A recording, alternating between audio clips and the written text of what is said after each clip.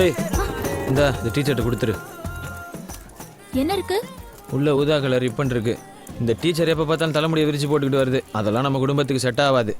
நல்லா ஜடை பின்னி பூ வச்சு இந்த ரிப்பனை கட்டிட்டு வர சொல்லு. முக்கியமா இந்த டிசைன்ல. சரிதான்.